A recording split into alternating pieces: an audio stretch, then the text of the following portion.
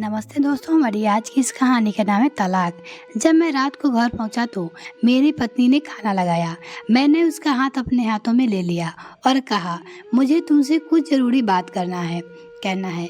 वो शांत बैठकर खाना खा रही थी। उसकी आंखों में कुछ दर्द साफ नजर आ रहा था। मुझे नहीं पता उसे कैसे कहूँ, मगर मुझे उसे बताना ही था। मैंने बड़ी शांति से कहा, मुझे तलाक चाहिए। लगा जैसे उसे मेरे शब्द में कुछ फर्क ही नहीं पड़ा, बल्कि उसने मुझसे पूछा, क्यों तलाक चाहिए? अपने पति से। मैंने उसके सवाल को अनसुना किया तो उसे गुस्सा आ गया। उसने चम्मच उठाकर फेंक दिया और जोर से चिल्लाई, तुम इंसान नहीं हो। उस रात हमने एक दूसरे की बात नहीं की। वो रो रही थी। उसने कहा अपने पति से, मुझे पता था कि वो जानना चाहती थी कि मैं आखिर ऐसा क्या हुआ जो हमारा रिश्ता टूटने की कगार पे आ गया। पर मेरे लिए तो उसके सवालों का जवाब दे पाना मुश्किल, नामुमकिन था। मैं जब किसी और से, यानी प्रिया नाम था उसका, प्यार करने लगा हूँ। वो किसी और लड़के से प्यार करता था। अब मुझे उससे प्यार नहीं रहा।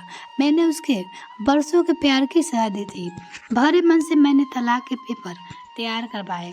उसमें लिखा था कि वह पूरा घर, कार और कंपनी की 30% शेयर ले सकती है इस तलाक के बदले में। लेकिन उसने उन पेपर को देखा और उसके टुकड़े टुकड़े कर दिया। यानी वो तलाक लेना नहीं चाहती थी, लेकिन मैं तो तलाक लेना चाहता था। वो औरत जिसने मेरे साथ जीवन के 10 साल बिताए थे, वो आज मेरे लिए अनजान हो चुकी थी। मुझे इन 10 सालों का जो उसने मेरे लिए बर्बाद किए, मगर मैं क्या करूं? जो हो चुका है उसे मैं बदल नहीं सकता। पर था क्योंकि मैं किसी और से, अपनी पत्नी से भी ज़्यादा प्यार करने लगा था। यानी वो लड़का किसी और से प्यार करता था। आखिरकार उसका सब्र का बांध टूट गया और वो फूट फूट कर मेरे सामने रोने लगी। मेरे लिए उसका रोना एक तरह से उसकी रिहाई की तरह था। तलाक की ये बातें जो कई दिनों से मुझे परेशान कर रही थी, अब बिल्कुल साफ हो चुकी थी कि उनका अपने दिन में घर काफी लौट गया। अगले दिन मैंने देखा तो वो टेबल पर बैठकर कुछ लिख रही थी। मैंने शाम का खाना नहीं खाया था, लेकिन फिर भी मैं सीधे ऊपर जाकर अपने कमरे में सो गया, क्योंकि पूरा दिन प्रिया के साथ रहते का कोई जगह घूमने के बाद भी कई जगह मैं थक गया था। पूरे दिन अपने प्रेमिका के साथ घूम रहा था। वो शायद रात को उसी टेबल पर लिखते लिखते सो गई थी।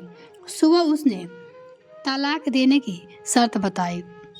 वो मुझसे भी लेना नहीं चाहती थी, लेकिन उसे सिर्फ तलाक से पहले 1 महीने का समय चाहिए था।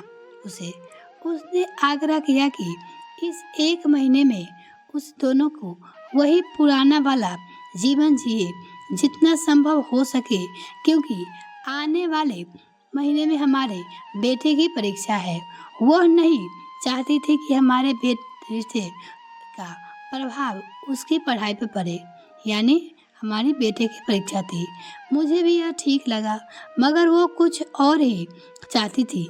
जैसे शादी के दिन मैं उसे उठाकर अपने सह कक्ष तक ले गया था, उसी तरह हर रोज 1 महीने तक मैं उसे सह कक्ष से उठाकर मुख्य द्वार तक ले जाए। मुझे लगा यह पागलपन है, मगर इन आखिरी दिनों में थोड़ा अच्छा बनने के लिए मैंने उसकी यह शर्त स्वीकार कर ली।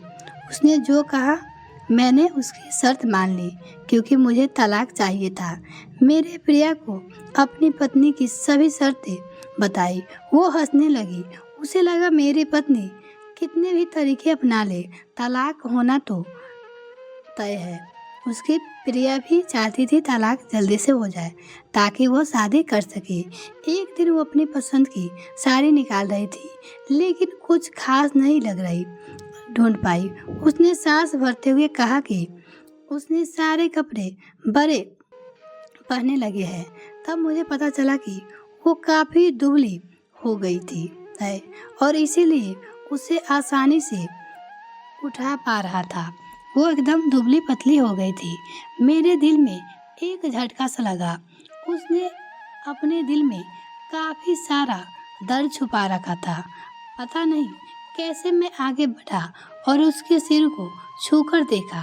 अचानक हमारा बेटा आया और बोला, पापा ये तो मम्मा को उठाकर बाहर ले जाने का समय हो गया है। उसके लिए अपने पापा द्वारा मम्मा को इस तरह की उठाकर ले जाते हुए देखना जीवन का अभिन्न हिस्सा बन गया था, क्योंकि उसका बेटा रोज देखता था तो वो जानता था। मेरी बीवी ने हमारे बच्चे को बुलाया और जोर से उसे गले लगा लिया। मैंने अपना चेहरा दूसरी तरफ कर लिया। मुझे लगा कहीं मैं अपना निर्णय ना बदल लूं और मैंने अपनी पत्नी को रोज की तरह उठाया और बेडरूम की सिटिंग रूम में होते हुए हॉल तक लाया। उसने प्यार से अपने दोनों हाथों मेरी गर्दन के आसपास रख दिया। मैंने उसे जोर से पकड़ रखा था ताकि बिल्कुल हमारे सुहाग रात की तरह उसे लगे। वो वही चाहती थी, मगर उसका इतना कम वजन मुझे परेशान कर रहा था। महीने के आखिरी दिन जब मैंने उसे उठाया तो मेरे लिए एक कदम भी चल पाना मुश्किल हो रहा था। हमारा बेटा यानी स्कूल जा चुका था। मैं अपनी कार से ऑफिस गया और कार से कूदकर बाहर आ गया बिना कार को लॉक किए। मुझे लगा हर डर था कि अब एक पल भी देरी मेरा इरादा बदल देगी। मैं ऊपर गया। प्रिया ने दरवाज़ा खोला और मैंने उनसे कहा यानी प्रेमिका से, सॉरी प्रिया, अब मैं अपनी पत्नी से तलाक नहीं लेना चाहता। वो अपनी प्रिया को बताता है। उसने मुझे देखा और मेरे सिर पे हाथ रखा, फेर कर कहा, तुम्हें बुखार तो नहीं है? मैंने उसका हाथ हटाया और कहा सॉरी। प्रिया से बोला, सॉरी प्रिया, अब मुझसे अपनी पत्नी से तलाक नहीं चाहिए। अभी तक चैनल को सब्सक्राइब नहीं किया तो प्लीज़ चैनल को सब्सक्राइब कीजिए। हमारी शादीशुदा जिंदगी शायद हम दोनों को ध्यान ना देने की वजह से बोरिंग हो गई थी, लेकिन इसका मतलब यह कतई नहीं है कि हम एक दूसरे से प्यार नहीं करते। अब मुझे एहसास हुआ है कि जिस दिन मैं उस शादी करके अपने घर लाया था, उस दिन से जीवन में आखिरी दिन तक मुझे उसका साथ निभाना था। वो मैंने वादा करके आया था। वो प्रिया से कहता है। प्रिया के होश उड़ गए। उसने मुझे एक जोरदार झटका जड़ दिया मेरे मुंह पर और वह रोने लगी और दरवाज़ा अंदर से बंद कर लिया। मैं सीढ़ियों से नीचे उतरा और आकर अपने कार में बैठ गया। प्रिया से बात करने के बाद आगे एक फूल वाले की दुकान पे रुका और अपनी प्यारी सी पत्नी के लिए एक सुंदर सा गुलदस्ता लिया। दुकानदार ने पूछा कि इस पे क्या लिखना है। मैंने मुस्कुराते हुए कहा कि मैं तुम्हें जीवन के आखिरी दिन तक यूं ही उठाता रहूँगा, मेरी अर्धांगिनी। फूल वाले से कहा। उस समय जब मैं घर आया था, हाथ में गुलदस्ता लिए मेरे चेहरे पे एक मुस्कान थी। मैं ऊपर अपने कमरे की तरफ भाग कर गया, लेकिन तब तक वह मुझे छोड़कर इस दुनिया से जा चुकी थी हमेशा के लिए। वो कई महीनों से कैंसर से लड़ रही थी, लेकिन मैं प्रिया के साथ इतना खोया हुआ था कि कभी ध्यान ही नहीं रखा। यानी पत्नी जल्दी अब दुनिया से। उसे पता था वो जल्दी ही मुझे छोड़कर जाने वाली है, इसलिए मुझे और मेरे बेटे के रिश्ते के टूटने से बचाना चाहती थी।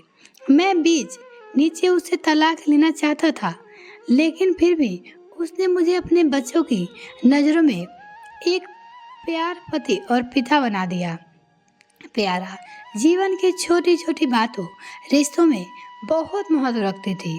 बड़ा घर, बड़ी कार और बैंक बैलेंस ये खुशियाँ का हिस्सा जरूर बन सकते हैं, मगर अपनों के बिना इसकी कोई कीमत नहीं है। यह बिल्कुल सच बात है। ये सब जीवन की खुशियाँ ज़रूर बन सकता है, लेकिन अपनों के आगे इसकी कोई कीमत नहीं है। मिलते हैं नेक्स्ट वीडियो फ्रेंड, तब तक के लिए bye. Thanks for watching this video.